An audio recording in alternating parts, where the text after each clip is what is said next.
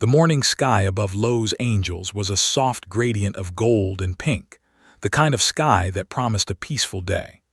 At Los Angeles International Airport, Terminal 7 buzzed with the typical chaos of travelers hustling to catch their flights. Among the throngs of people waiting to board Flight 441, a 12-year-old boy named Ethan Miller stood apart. His small frame was dwarfed by his oversized backpack, and his glasses slid down the bridge of his nose as he studied the boarding passes in his hand. Ethan wasn't like the other children waiting with their parents. He was traveling alone, a first for him, and though a flicker of nervousness danced in his amber eyes, it was overshadowed by something else, a quiet, almost obsessive fascination with aviation. From a young age, Ethan had been captivated by airplanes. While other children collected action figures or baseball cards, he had amassed a growing collection of aviation manuals, cockpit diagrams, and flight simulators. His room was a miniature air traffic control tower, with maps of flight paths pinned on walls and a computer screen permanently running a flight simulation program. Every weekend he trained with his uncle, a retired airline pilot, practicing emergency scenarios that, to him, were thrilling exercises rather than frightening possibilities. Today, he would put his knowledge to a test, but Ethan didn't know it yet. The passengers boarding Flight 441 were oblivious to the quiet intensity of one small boy weaving through the crowds. Families chatted about vacations, businessmen tapped away on laptops, and couples whispered in excitement about visiting distant relatives. Flight attendants moved with practiced efficiency, greeting each passenger with smiles and gentle instructions. The smell of fresh coffee mixed with the faint scent of jet fuel, a reminder of both comfort and machinery humming with potential energy. Inside the terminal, Ethan's boarding call echoed like a subtle drumbeat in his mind. Flight 441, final boarding, the speaker announced. He tightened his grip on the strap of his backpack and walked toward the gate. Each step resonated with a strange combination of excitement and calm determination. Unlike many children his age, Ethan didn't fidget or complain. He had rehearsed this journey in his mind countless times, mentally mapping every step from the airport to the airplane seat. He even knew which row he would occupy, and had noted the location of emergency exits on the seat map printed in his manual. Boarding the plane, he was greeted by the familiar hum of life inside a commercial aircraft. Flight attendants smiled warmly, noticing the young solo traveler. "Good morning, Ethan. We'll get you seated right away," one of them said, guiding him to his seat. Ethan nodded politely, carefully placing his backpack in the overhead compartment before sitting down. As he fastened his seatbelt, he glanced out the window at the massive wings stretching into the sky. The engines roared to life, and the plane taxied toward the runway, its wheels glinting under the morning sun. The cabin was a microcosm of humanity, filled with the ordinary and the mundane. A businessman reviewed a stack of papers, seemingly oblivious to the world beyond his laptop. A young couple argued quietly about their travel plans, while a toddler wailed intermittently, tugging at a tired parent's sleeve. Flight attendants walked the aisles, offering smiles and safety instructions, while the scent of freshly brewed coffee lingered in the air. Despite the normalcy, Ethan's eyes flicked repeatedly toward the cockpit door. He knew its purpose, its significance. He had memorized the controls of countless aircraft models in his simulator sessions, understanding the delicate dance that allowed hundreds of tons of metal to soar miles above the earth. Captain Warren and First Officer Delgado were seasoned professionals. Captain Warren had logged over 25 years of flying experience, his hands steady even in turbulence. First Officer Delgado was younger but equally meticulous, having trained under the strictest airline standards. They went through their pre-flight checklist methodically, instruments calibrated, fuel levels checked, communication channels open, and emergency protocols reviewed. Nothing in the logs or manuals suggested that this flight, one like countless others they had piloted, would deviate from the ordinary.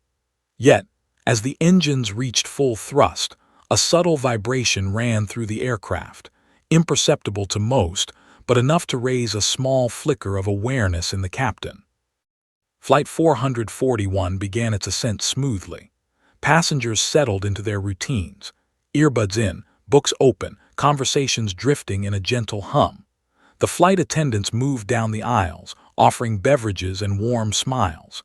Ethan, seated by the window, pressed his face against the glass, absorbing the world as it shrank beneath him.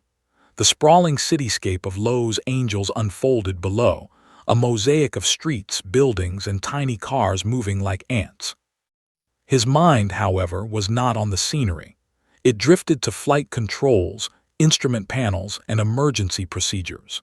He imagined the cockpit as though he were already seated inside, fingers hovering over throttles and switches, eyes scanning the digital readouts for any anomaly. The flight climbed higher, approaching 37,000 feet. Outside, the clouds were fluffy and white, the kind that invited daydreams and awe. Inside, the plane was serene, a bubble of routine traveling against the vast canvas of sky. But Ethan noticed small things: a flicker of light on the control panel from a distance, a subtle vibration in the cabin floor, the way the pilot occasionally checked an instrument twice. Most passengers ignored these details, trusting in the expertise of the crew. Ethan, however, cataloged everything silently, filing away observations like puzzle pieces in a game only he could see. Meanwhile, Captain Warren ran through standard ascent checks. "Engine stable," he murmured. "Instruments normal, cabin pressure nominal." First Officer Delgado monitored the flight path, adjusting minor corrections as the plane leveled off. Everything was routine, or so it seemed. The aircraft's systems, complex yet meticulously engineered, were performing within expected parameters. Yet, as is often the case in aviation, even perfection has its limits, and the smallest failure can cascade into catastrophe. Ethan leaned back in his seat, headphones muted, mind alert. He watched the flight attendants perform their duties with practiced grace, noting the rhythm of their movements, the way they interacted with passengers, and how they responded to minor disturbances like the toddler's cries. He knew that in the event of a major emergency, every detail could matter. The weight of hundreds of lives, unknown to him at the moment, would soon intersect with the hours of preparation he had devoted to this passion. As the plane leveled off, the sunlight glinting off the fuselage, Ethan felt an odd sense of calm. There was an unspoken understanding within him that something extraordinary could happen, though he could not have predicted exactly what. The hum of the engines, the chatter of passengers, and the gentle sway of the cabin created a rhythm that masked the undercurrent of tension waiting above the clouds. Unseen, a small mechanical fault had begun its quiet, almost imperceptible journey toward disaster. A journey that would soon turn Flight 441 from routine to extraordinary. And then, just as the plane reached its cruising altitude, Ethan's eyes flicked toward the cockpit again. Something wasn't right. A tiny, almost invisible flicker of warning on one of the instruments caught his trained eye. It was subtle, something most adults would overlook, but to him it screamed attention. He leaned forward slightly, heart rate quickening. Unbeknownst to him, this was the moment that would set the stage for courage, quick thinking, and heroism. For Flight 441, the sky had suddenly grown dangerous, and a 12-year-old boy, armed with nothing but knowledge and calm, would soon step into a role no one expected: a smooth ascent. Ethan Miller pressed his forehead against the cool glass of the window, mesmerized by the clouds that seemed to float endlessly beneath the plane. The city below had shrunk to a patchwork of streets, green parks, and tiny vehicles that looked like toys. He was fascinated, but his attention kept drifting back to the cockpit. Something tugged at the back of his mind, a faint awareness that, while everything seemed normal, planes, like people, could be fragile, unpredictable. Inside the cockpit, Captain Warren and First Officer Delgado went through their post-takeoff checks. "Hydraulic pressure nominal," Warren murmured, his voice calm and precise, betraying no hint of concern. Delgado nodded, scanning the instruments with trained efficiency. Everything appeared standard, yet deep down, Both pilots were aware of the delicate balance between control and chaos. Airplanes were marvels of engineering, but even a minor failure could escalate in moments. Suddenly the plane shuddered. A subtle jolt traveled through the fuselage, so small that many passengers dismissed it as turbulence. Yet in the cockpit, the flicker of a warning light caught the captain's eye.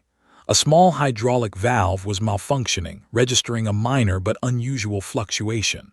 Warren frowned, his instincts sharpening. "Check line 1, he instructed, his voice steady but taut.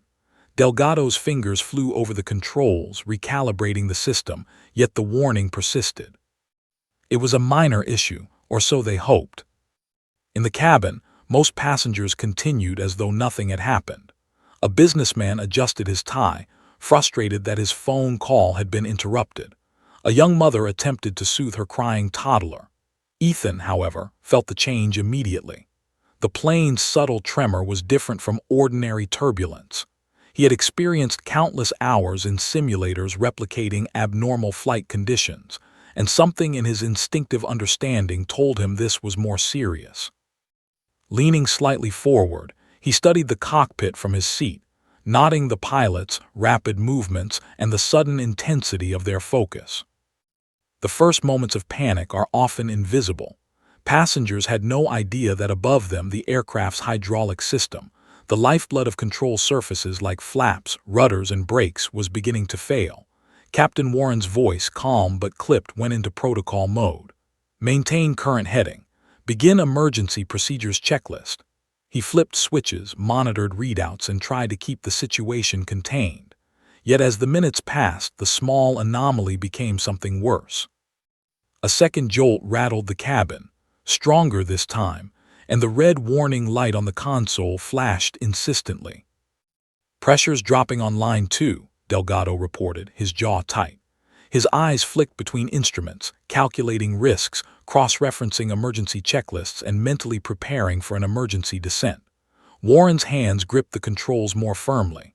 The plane's nose dipped slightly, then righted itself, but the instability was unmistakable. Outside, the serene sky betrayed nothing, hiding the growing tension within the metal frame that held hundreds of lives aloft. In the cabin, whispers began to rise among the passengers. A middle-aged woman gripped the armrest of her seat, sensing the plane's slight shudder. A teenager, headphones hanging around his neck, looked around, curiosity mixing with unease. Flight attendants moved quickly, forcing smiles but alert to the subtle panic beginning to ripple through the aisles. "Please remain calm," one said repeatedly, though her own heartbeat echoed in her ears. Ethan remained unusually composed. His amber eyes, usually curious and wide, narrowed in focus. The instruments in the cockpit, though distant, spoke a language he had memorized over countless hours in simulations. Warning lights, control yokes, throttle positions, each flicker, each dip in pressure told him exactly what was happening. He felt an odd clarity amid the chaos, a growing sense that he might know how to help. But he was only 12. Who would listen? Back in the cockpit, Warren realized the severity of the situation. "Delgado, if line 2 fails completely, we'll lose rudder and aileron control," he said, his tone grave. The words were technical, but the implication was clear. The plane could soon become uncontrollable. Delgado's fingers trembled slightly as he followed the checklist, attempting to override the failing systems. Communication with ground control became intermittent as the plane's systems began to interfere with the radio. Outside, the clouds thickened, a swirling gray mass that mirrored the tension inside the cockpit. Passengers began to notice the change more acutely. The plane tilted slightly to the left, catching some off guard. A mother clutched her child, murmuring reassurances she didn't entirely believe. A businessman closed his laptop and stared blankly at the seat in front of him. Somewhere, a child's toy fell to the floor with a clatter that seemed far too loud. And through it all, Ethan watched. Every instinct honed in simulators screamed at him that this was no ordinary turbulence. Something significant was happening, something that required action beyond the standard protocols. Warren's knuckles whitened as he gripped the yoke. "We're going to attempt a controlled descent. Brace for turbulence," he said into the intercom. Flight attendants immediately moved down the aisles, urging passengers to remain seated and fasten seatbelts. The plane lurched violently as one of the control surfaces began responding erratically. Passengers screamed, luggage shifted in the overhead bins, and the toddler wailed loudly. The calm morning had vanished, replaced by a sensation of imminent danger that no amount of routine reassurance could erase. Delgado muttered under his breath, checking systems again. Line 2 is dropping faster than expected. We might lose hydraulic control completely. The cockpit fell into tense silence for a moment. Every pilot is trained for emergencies, but the odds of surviving a total hydraulic failure in a fully loaded aircraft are slim. Yet even in the face of near-impossible scenarios, pilots rely on experience, instincts, and sometimes sheer luck. Warren's eyes flicked to the instruments, calculating options, running through possible maneuvers that might stabilize the aircraft. But as he did, another thought struck him. They might not have enough time. In the cabin, chaos started to build. Passengers gripped armrests, faces pale. Flight attendants struggled to reassure everyone, their voices trembling despite years of experience. Ethan's calmness, however, grew. His mind raced through emergency protocols, troubleshooting procedures, and manual control techniques he had practiced countless times. He realized with a growing certainty that he could help. But how could a 12-year-old convince trained pilots to listen to him? He shifted slightly, preparing for the moment when hesitation could mean the difference between life and death. At 37,000 feet, the line between routine and disaster is razor-thin. A few missed calculations, a slight delay in response, and the aircraft could spiral out of control. Warren and Delgado were at the precipice of this reality. The plane shuddered again, slightly more violently than before. Warning lights blinked in a rapid, almost frantic rhythm. Outside, the clouds swirled, hiding the sprawling landscape below. Inside, fear and focus intertwined, setting the stage for an intervention no one expected. A moment when courage and knowledge, coming from the most unlikely source, would collide with fate. Ethan's heart beat steadily, his mind calculating probabilities, recalling simulated failures and mentally mapping the cockpit. He understood, in a way most passengers never would, that the next few minutes would determine life or death for everyone on Flight 441. And without realizing it, he was about to step into the cockpit, the center of chaos and the only place where his knowledge could make a difference. The subtle tremors of Flight 441 had grown into violent shudders. What had begun as a minor technical anomaly now threatened to spiral into a catastrophe. Captain Warren's face was pale, his usually steady hands gripping the yoke with white-knuckled intensity. Beside him, First Officer Delgado's forehead glistened with sweat. The hydraulic system, the invisible backbone of the aircraft's maneuverability, was failing at an alarming rate. Line 1 had already faltered. Now Line 2 was giving out. Control surfaces, ailerons, rudder, flaps, responded inconsistently. A single miscalculation could send the massive aircraft into an uncontrollable spin. In the cabin, the change in the aircraft's behavior became impossible to ignore. A sudden tilt to the right sent a woman toppling into the armrest.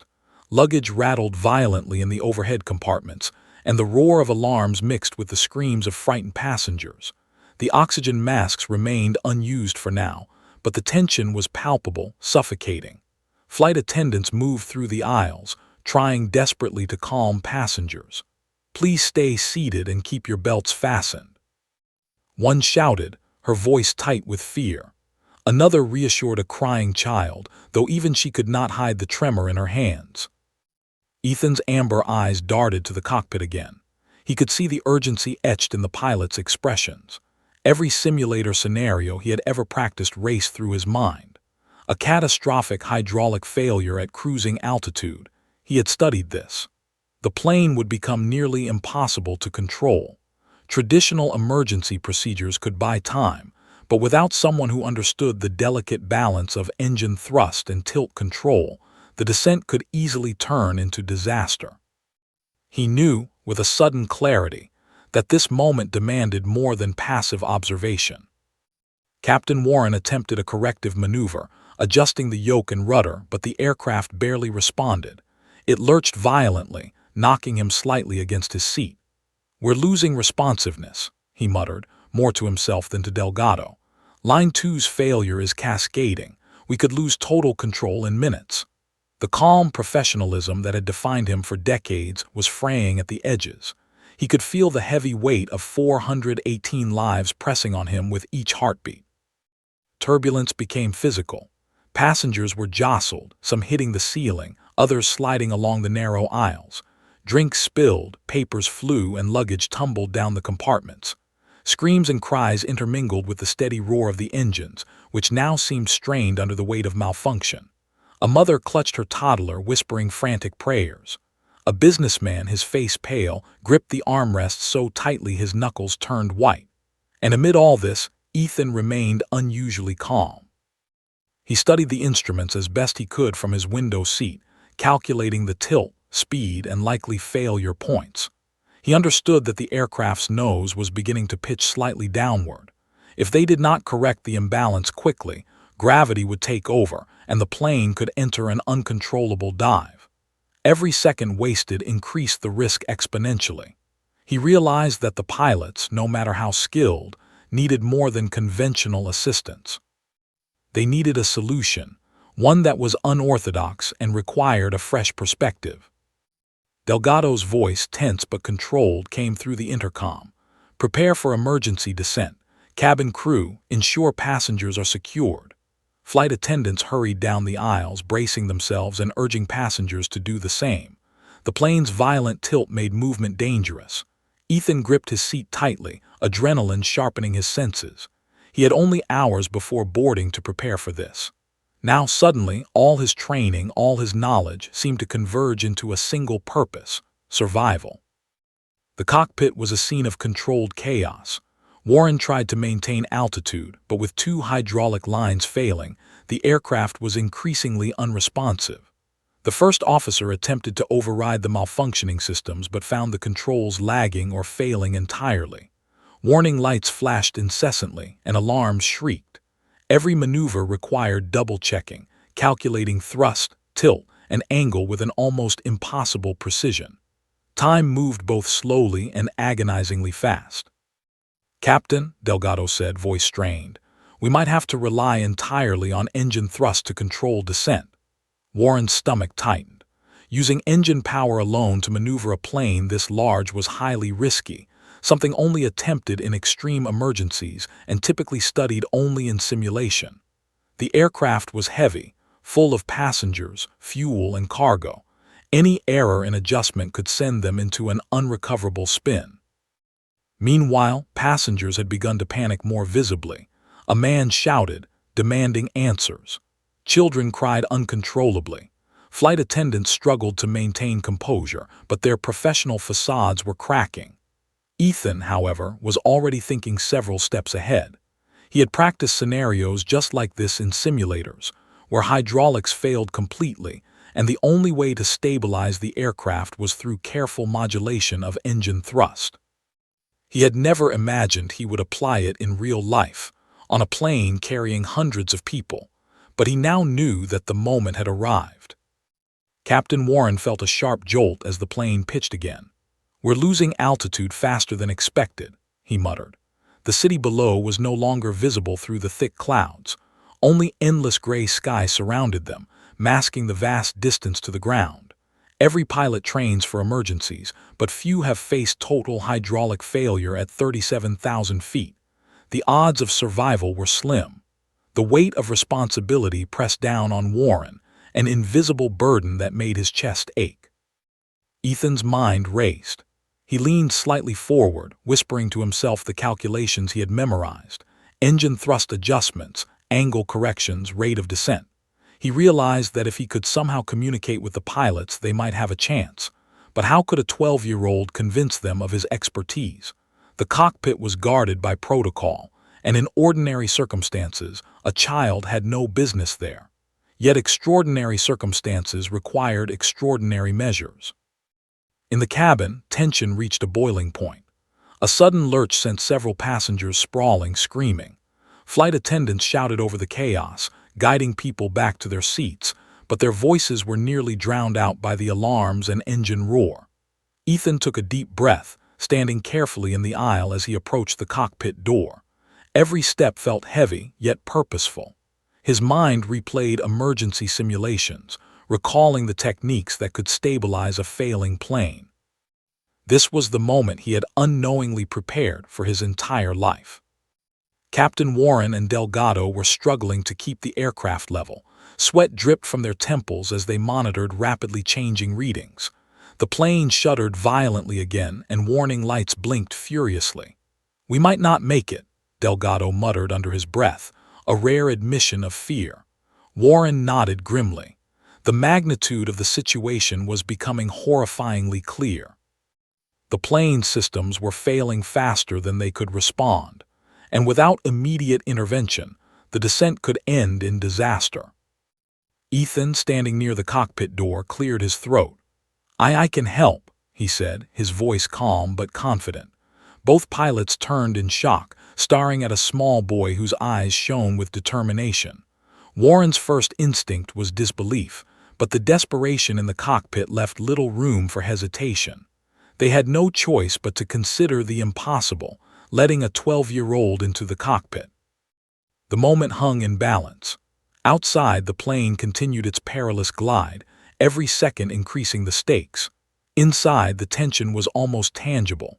Passengers, unaware of the life-saving opportunity about to unfold, clutched their armrests, bracing for the unknown. And for Ethan, the realization crystallized. He was about to step into a world of life and death, where his knowledge, calm, and courage could determine the fate of 418 people. The cockpit door of Flight 441 seemed impossibly heavy to Ethan as he reached for it. Every fiber of his being thrummed with a mixture of fear and determination. He could hear the alarms, the shouts of the flight attendants, and the occasional panic-stricken scream from the cabin behind him, yet a strange calm settled over him. This was a situation he had practiced countless times in simulations, though never on a real aircraft, with real people, with real lives hanging in the balance. His amber eyes, focused and unwavering, met the gaze of Captain Warren and First Officer Delgado, who looked back in disbelief. "I can help," Ethan said again, his voice steady. Warren's brow furrowed. He had faced many crises, but never had a 12-year-old boy offered to step into the cockpit mid-flight. His mind raced with questions, doubts, and caution. Protocol existed for a reason. Airlines had strict regulations for who could operate the controls. But desperation breeds flexibility, and the sheer urgency of the situation left him with few options. Every second of hesitation could push the aircraft closer to disaster. Delgado's hands trembled slightly as he adjusted the yoke, trying to maintain what control they still had. The plane shuddered violently again, responding unpredictably as the failing hydraulics caused a subtle, yet dangerous, drift to the right. Warren's gaze swept the instruments, calculations running through his mind at a frantic pace. There was no time for doubt. The voice of reason came, paradoxically, from a child with knowledge and precision. "Do you have experience?" Warren asked, his voice edged with skepticism and hope. "Yes, sir," Ethan replied confidently. "I've trained with flight simulators for years. I've studied emergency scenarios, including hydraulic failures and engine-only maneuvers. I know what to do to help stabilize the plane." The pilots exchanged glances, their eyes heavy with the gravity of the decision. Could they really allow a 12-year-old into the cockpit? Normally, the idea would have been preposterous, but Flight 441 was no longer a routine flight. The alarms were persistent, the plane's responsiveness diminished, and the ground, obscured by clouds, seemed a distant, unreachable promise. Finally, Warren nodded. "All right, kid, get in here, but follow instructions exactly. One wrong move and—" "I understand," Ethan said, climbing onto the co-pilot's seat with surprising agility. He carefully placed his backpack on the floor, aware of the limited space. Once seated, he immediately scanned the instrument panel. Warning lights flashed in a dizzying rhythm, gauges swung unpredictably, and alarms created a constant, jarring soundscape. The first thing he noticed was the loss of hydraulic pressure on both primary lines. This meant the ailerons and rudder would respond sluggishly, if at all. The only way to stabilize the plane would be through precise engine thrust adjustments. "Delgado, I need you to maintain the current heading as best as you can. I'll guide adjustments using engine power," Ethan instructed, his voice calm yet authoritative. The first officer's eyes widened. The boy knew terminology, knew what needed to be done, and he wasn't speaking hypothetically. There was no room for panic here. Clarity was essential. The plane lurched slightly to the left as Ethan quickly calculated the thrust balance required to counter the uneven aerodynamic forces. In the cabin, passengers remained unaware of the extraordinary scene unfolding just a few feet away. Flight attendants continued their efforts to calm travelers, some of whom were now clutching prayer cards, others silently crying. The shuddering of the aircraft continued intermittently, each lurch sending a ripple of tension through the rows. Yet in the cockpit, a strange synergy began to emerge. Warren monitored Ethan's calculations. Delgado followed his instructions, and the plane, despite its failing systems, began to respond with tentative stability. Ethan's mind raced through emergency manuals, simulator experiences, and technical schematics he had memorized over years of study. He identified the precise combination of throttle adjustments to counter the asymmetrical control surfaces. "Increase left engine by 3%, decrease right engine by 2%, he directed, his voice measured. The plane tilted slightly, then corrected its drift. Delgado followed every instruction with precision, astonished at the effectiveness of a child's guidance. Captain Warren, though still skeptical, began to sense a glimmer of hope. "Kid, you might actually save us," he muttered, more to himself than to Ethan. The aircraft still lurched unpredictably, but the rapid adjustments in engine thrust were beginning to compensate for the failing hydraulics. The plane's movements, while still erratic, were no longer chaotic. A precarious balance had been struck, one that required constant vigilance and razor-sharp focus. Ethan's eyes flicked to the altitude indicator. The plane was descending faster than intended, a natural consequence of the ongoing instability. He calculated a controlled descent path, factoring in wind speed, weight distribution, and engine response times. "We need to begin a gradual descent at 200 feet per minute. Maintain angle at 5 degrees. Adjust throttle as I call it," he instructed. The first officer's hands moved swiftly, and the plane began to follow the new trajectory. In the cabin, the sense of danger remained. Passengers clutched their armrests, their faces pale, their minds racing with fear of the unknown. Flight attendants encouraged everyone to stay seated and breathe deeply, though their own nerves were taut. Some passengers began whispering prayers, others silently crying. Yet amid the mounting fear, the plane's trajectory had begun to stabilize. A subtle, almost imperceptible change, but a change nonetheless. "Kid, how did you know that?" Delgado asked, astonishment in his voice as the plane's wings leveled slightly.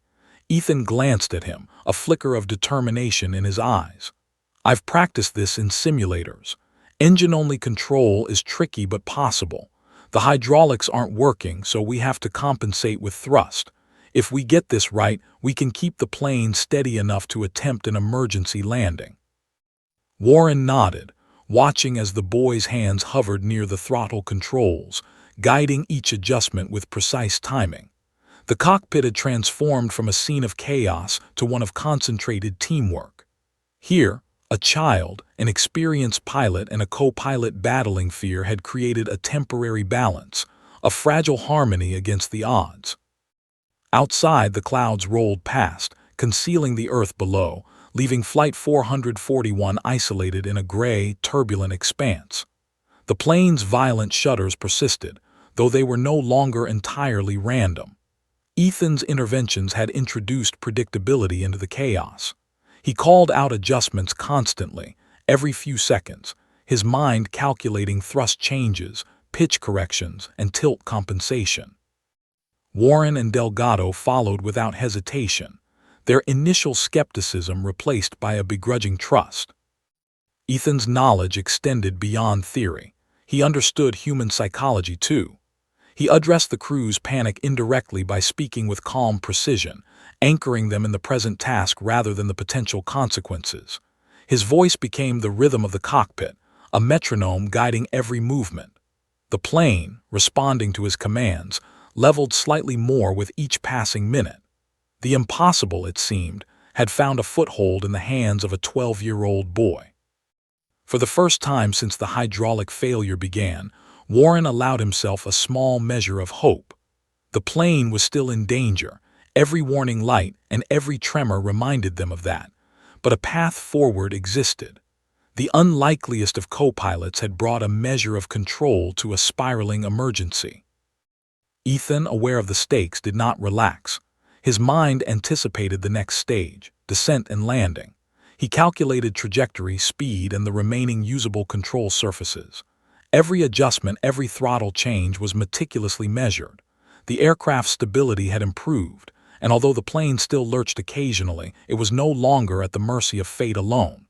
The odds of survival had shifted, because a child, armed with knowledge, focus, and courage, had stepped forward. The cockpit of Flight 441 was a symphony of controlled chaos. Alarms rang relentlessly, red warning lights blinked in frantic succession, and the hum of the engine sounded louder than ever in the confined space. Captain Warren's knuckles were white as he gripped the yoke, sweat trickling down his temples. First Officer Delgado's fingers moved rapidly over the throttle and instruments, trying to stabilize a plane that refused to respond. Every adjustment seemed to have only partial effect. The plane tilted unpredictably, its massive frame swaying like a leaf in a storm. And then, amid the panic, a small but determined voice spoke. "I can help," said Ethan Miller, standing just outside the cockpit door. Warren and Delgado froze, exchanging incredulous glances. A 12-year-old boy, in the middle of an in-flight emergency. Warren's instincts screamed at him to say no. Protocols existed for a reason. Never, under any circumstances, allow a child into the cockpit during a crisis. Yet the plane was failing, systems malfunctioning, and every second of hesitation was another second closer to disaster. Delgado swallowed hard, glancing at the instruments that flickered like a heartbeat in distress. "We don't have time to argue," he muttered. Warren's jaw tightened. He made the decision, one born from necessity and desperation. "Fine, but follow instructions exactly. One mistake and we could all die." Ethan nodded solemnly, understanding the weight of what lay ahead. With surprising agility, he climbed into the co-pilot's seat, his backpack carefully set aside. From his vantage point, Ethan immediately assessed the cockpit. The alarms were loud, the lights relentless, but he focused on the most critical data: hydraulic pressure, engine thrust, pitch, yaw, and altitude. Both hydraulic lines had failed almost completely, leaving ailerons and rudder unresponsive. The plane's tilt was increasing slightly to the right, and attempts to correct using standard procedures had little effect. This was the exact scenario Ethan had prepared for in simulators, but here, for the first time, the stakes were frighteningly real. "Delgado, maintain what control you can. I'll handle the thrust," Ethan said, his voice calm and authoritative. The first officer hesitated, then nodded, placing his trust in the unlikeliest of co-pilots. "Adjust left engine by 3%. Right engine decrease by 2. Steady the roll," Ethan instructed. The plane shifted imperceptibly at first, then began to correct its tilt, responding to the calculated thrust adjustments. It was delicate work. One miscalculation, and the massive jet could enter an uncontrollable spin. Captain Warren watched in disbelief as the boy's precise instructions began to stabilize the aircraft. Every move Ethan suggested was based on rigorous mental calculations: weight distribution, remaining lift, engine output, and aerodynamic drag. He was thinking like a pilot twice his age, yet with the clarity of a mind unburdened by fear. The plane lurched again, but Ethan's instructions countered the movement perfectly. Slowly, imperceptibly, Flight 441 began to regain a fragile equilibrium. In the cabin, Passengers were unaware of the heroism unfolding just feet away. The plane still shuddered, alarms blaring and turbulence tossing people in their seats, yet the worst of the random movements had been mitigated. Flight attendants struggled to maintain order, reassuring crying children and panicked adults.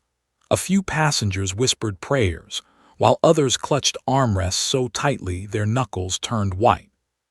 None could see the calm precision reigning in the cockpit, the unseen hand of a boy who had trained for this exact moment.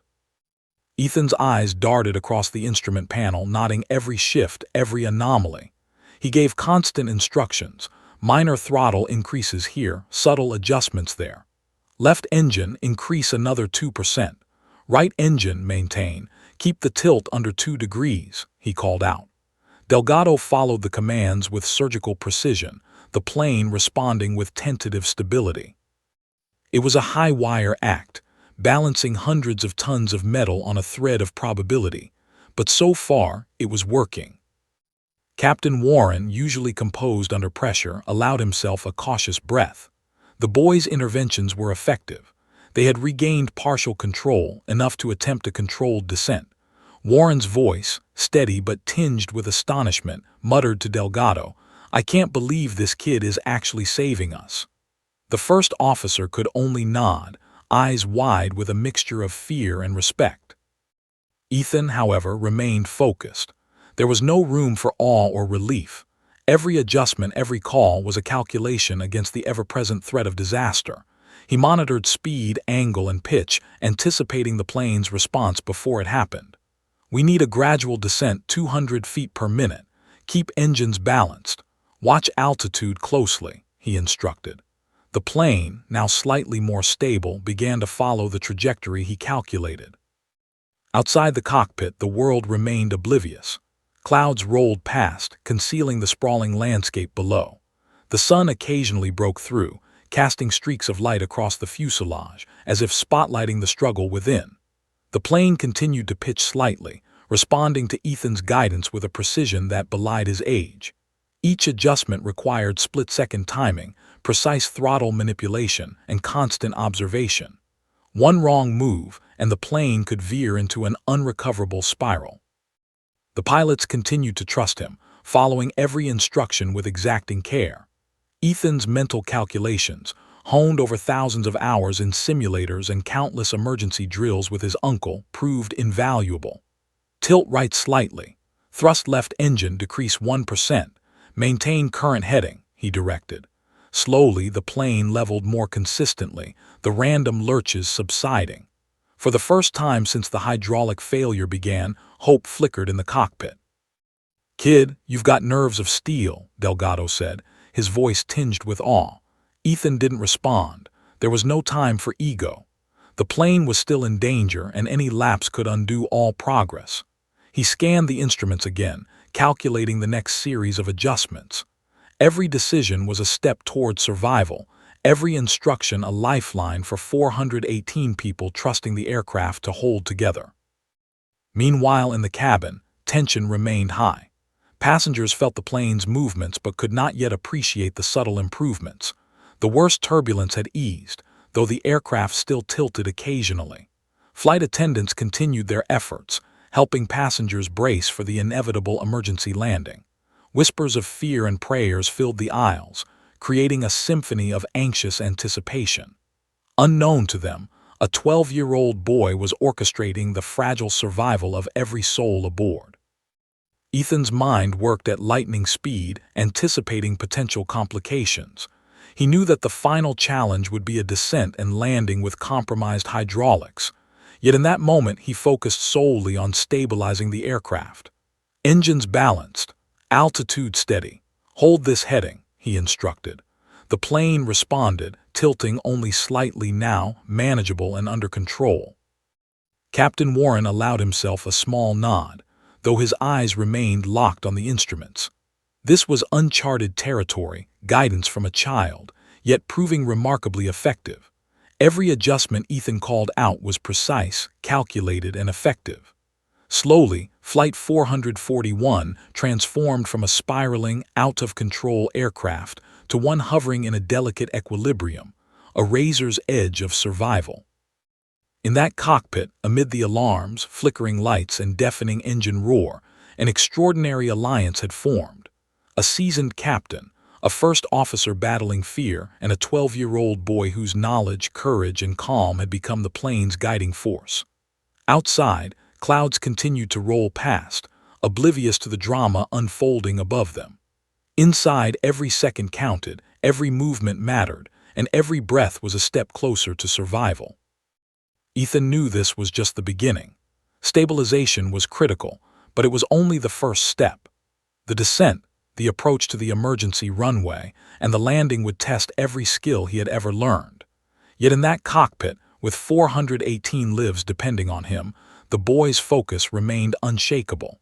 He had claimed his role as an unlikely hero, and now the challenge of guiding Flight 441 towards safety had truly begun. The clouds stretched endlessly around Flight 441, a soft gray blanket masking the world below. Inside the cockpit, the atmosphere was tense, electric with urgency. Alarms still screamed intermittently, warning of hydraulic failure and system malfunctions, while the engines strained under the delicate adjustments required to keep the plane level. Ethan Miller's amber eyes scanned every gauge, every indicator, with the focus of a seasoned pilot. He had stabilized the aircraft momentarily, but he knew that the descent, the most dangerous phase of this emergency, was about to begin. Captain Warren sat tensely in the left seat, his hands still gripping the yoke.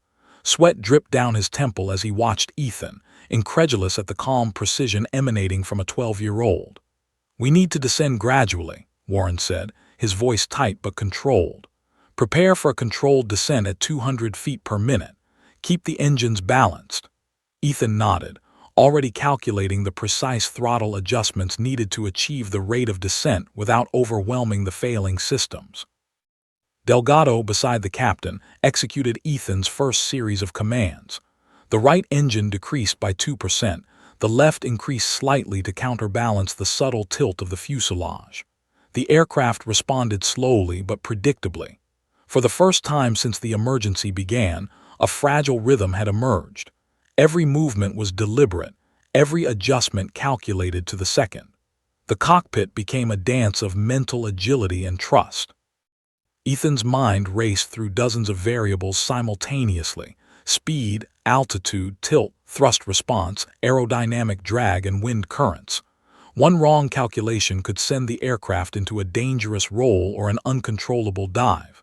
He called out instructions constantly. Maintain angle at 5 degrees. Throttle right engine to 78%.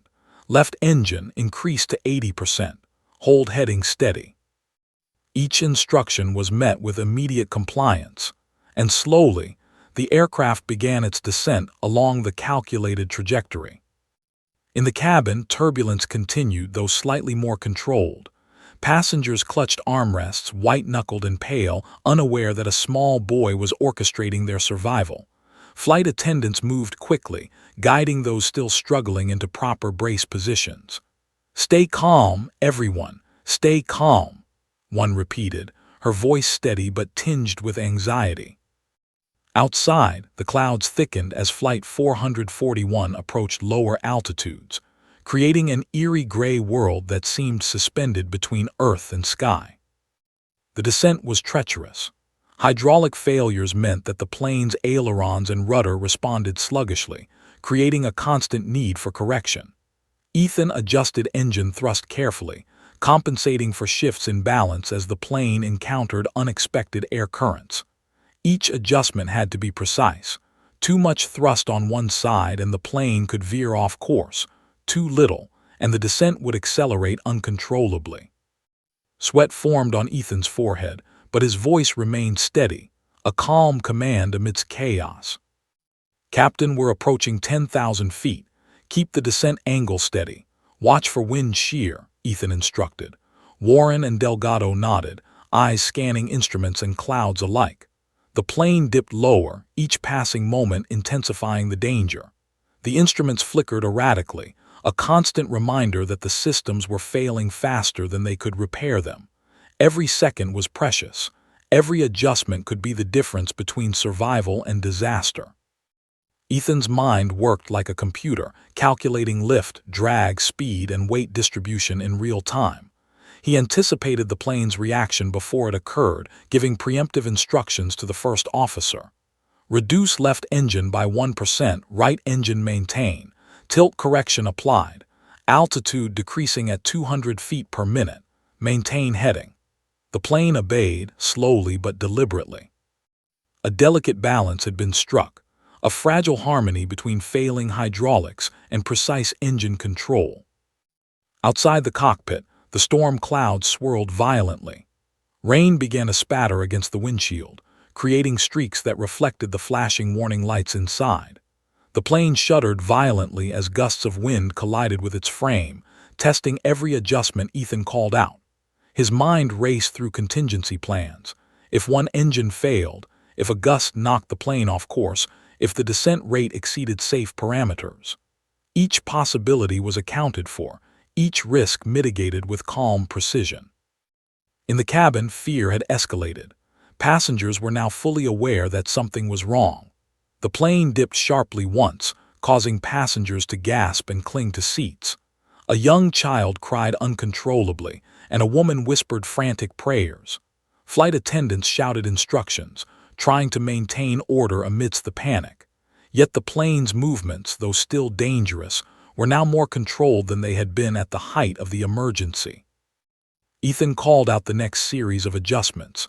Increase right engine by 2%, left engine maintain, tilt correction under 2 degrees, altitude steady, heading constant. Delgado followed with meticulous care, marveling at the precision and clarity of the boy's guidance. The plane responded almost perfectly. For a fleeting moment, the cockpit felt like a fragile island of control in a sea of chaos. Captain Warren allowed himself a cautious smile. "Kid, you might actually pull this off," he muttered, his voice tinged with disbelief and relief. Ethan, focused entirely on the instruments, did not respond. He knew the real danger lay ahead, the approach and landing. Stabilization at this altitude was only the first victory. Bringing the aircraft safely to the ground would be the ultimate test. The plane descended further, now passing below 5,000 feet. Ethan calculated the adjustments needed for the final approach. "We're entering the approach corridor. Keep engines balanced. Prepare for rapid corrections. We must stay aligned with the runway. Tilt adjustments are critical here." The pilots executed his instructions with meticulous care, their trust in the boy absolute. Each correction brought the aircraft closer to stability, closer to a chance at survival.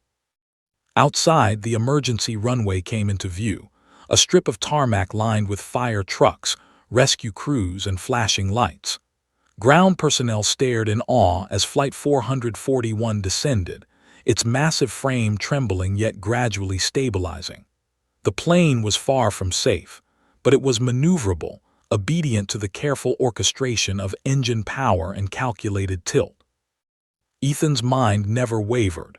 He calculated wind speed, plane weight, remaining hydraulic function, and emergency runway alignment. Maintain heading, altitude decreasing at steady rate, engines balanced, tilt within safe limits, prepare for final approach.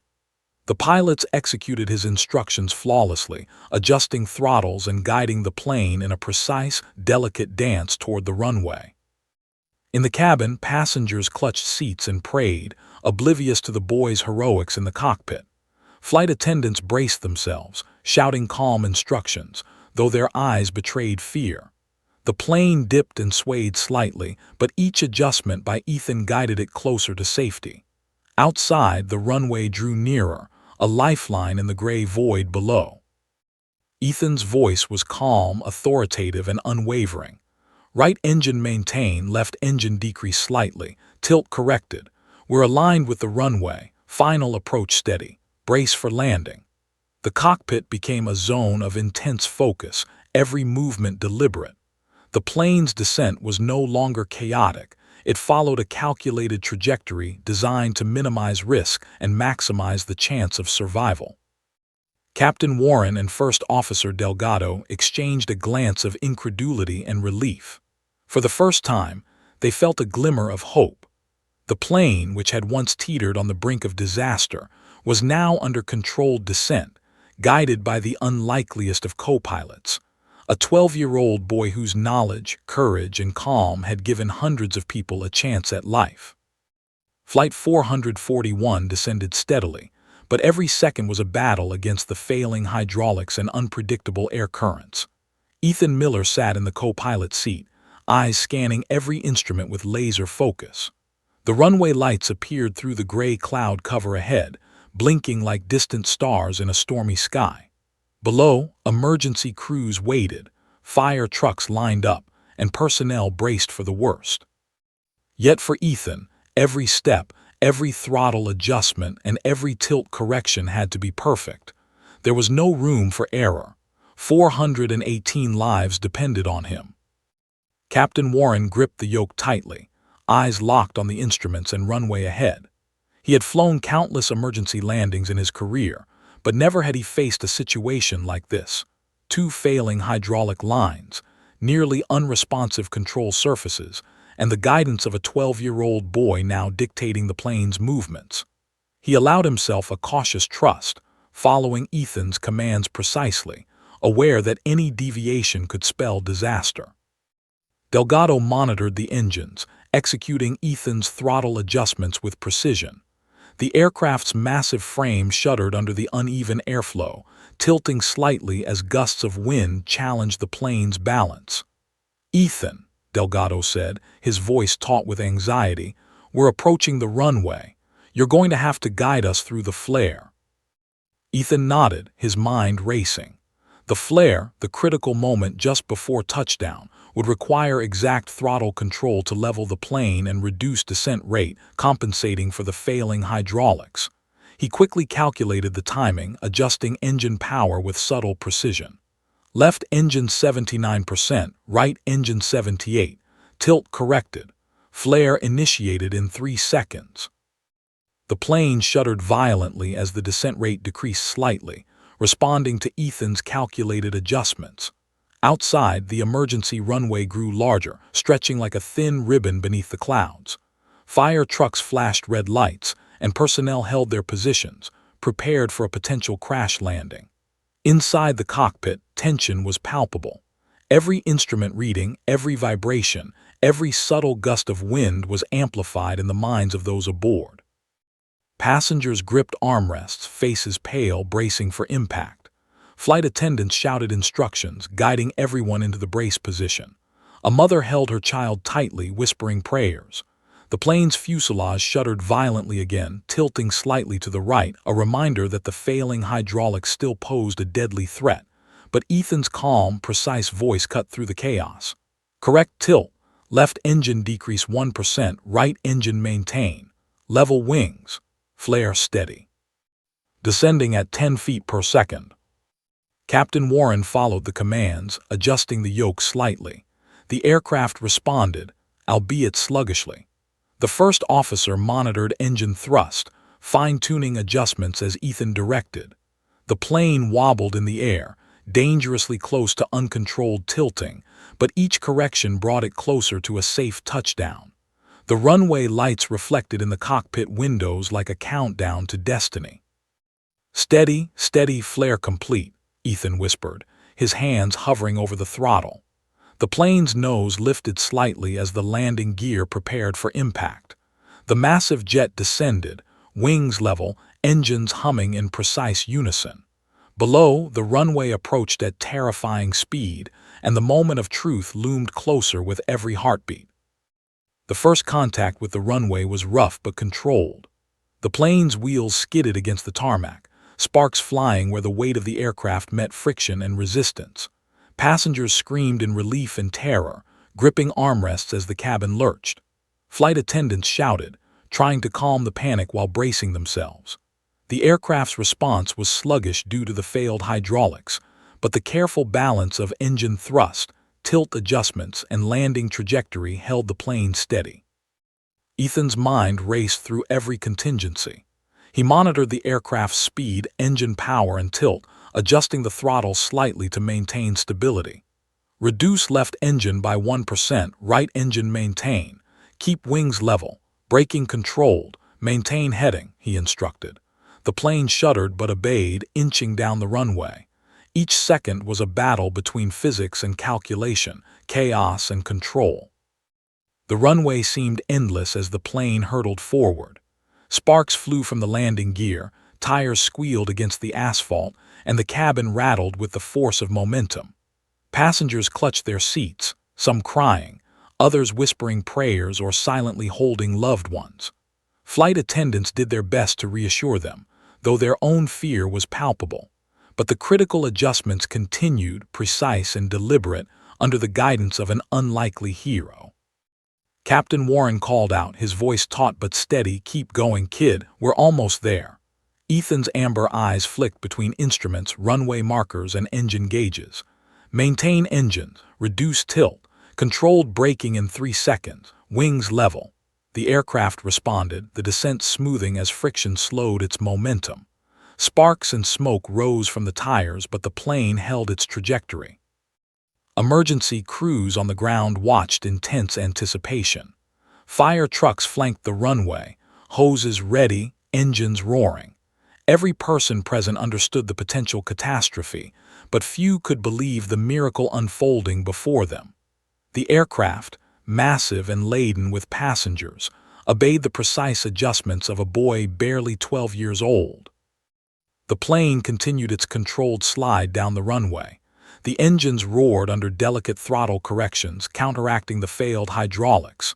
The tilt was minimal, the descent rate carefully managed.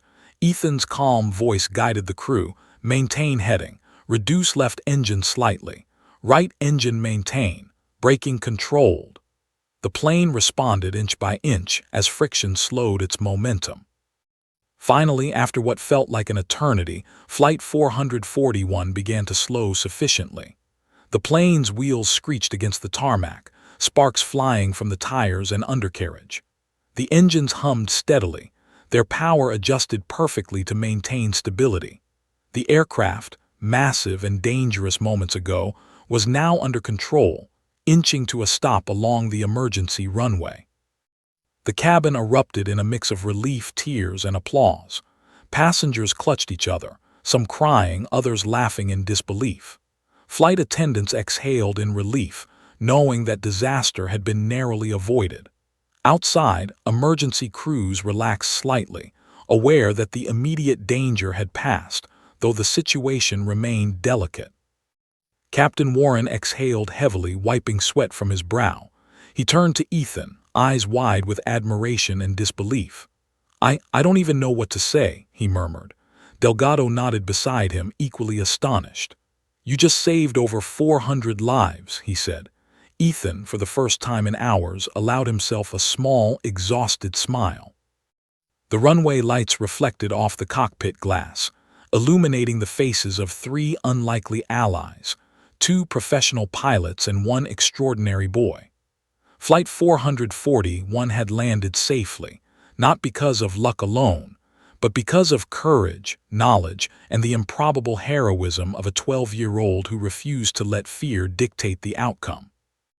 As the plane slowed to a complete stop, the cabin remained tense but relieved.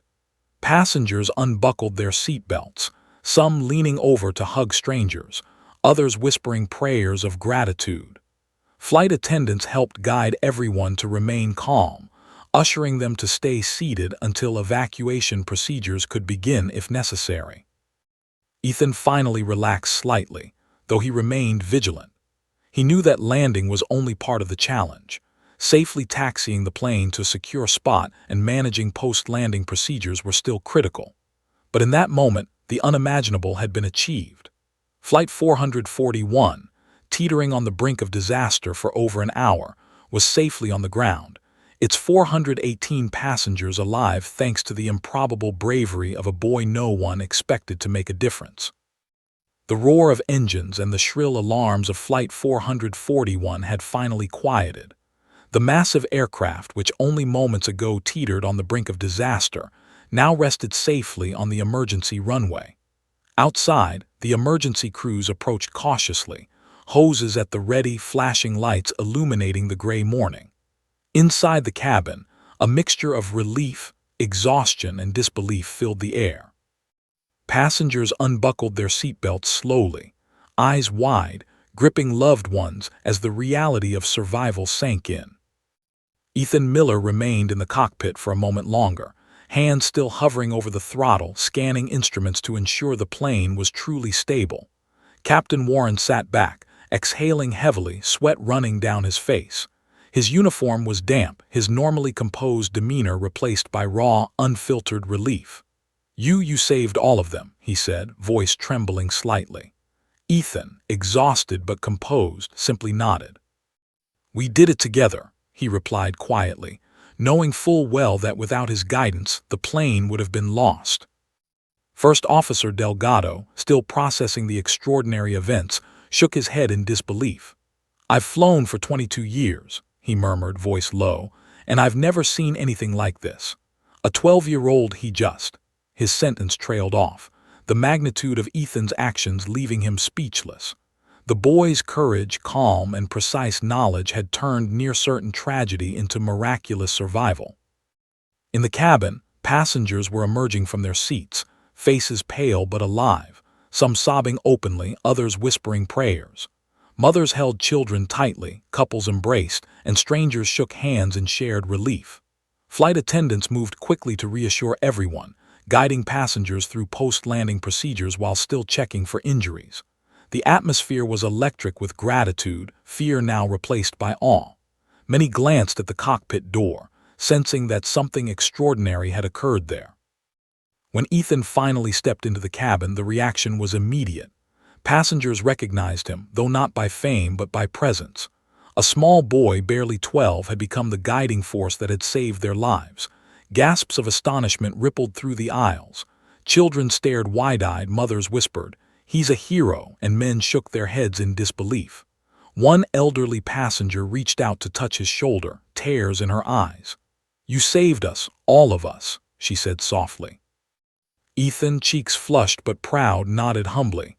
"I just did what needed to be done," he said, his voice calm yet firm.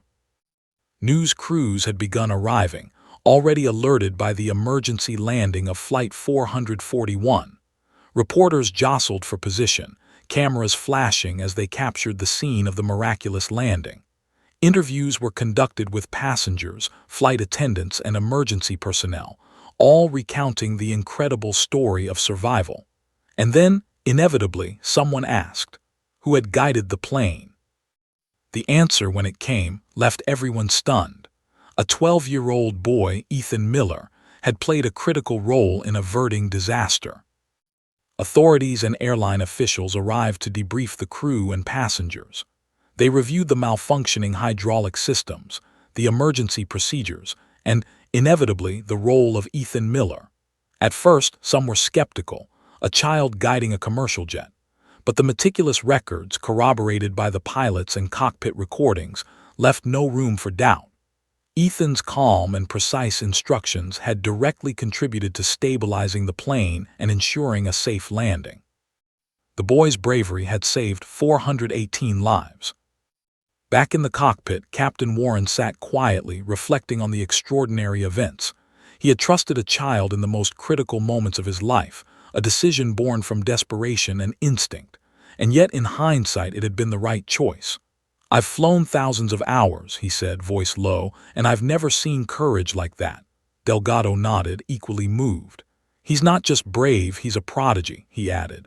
"He saved all of us." For Ethan, the magnitude of what had happened slowly began to sink in. Hours of simulations, drills, and studies had prepared him for emergencies, but nothing could have truly prepared him for the emotional weight of guiding a plane carrying hundreds of lives through near-certain disaster. His hands trembled slightly, exhaustion setting in, but a quiet pride filled him.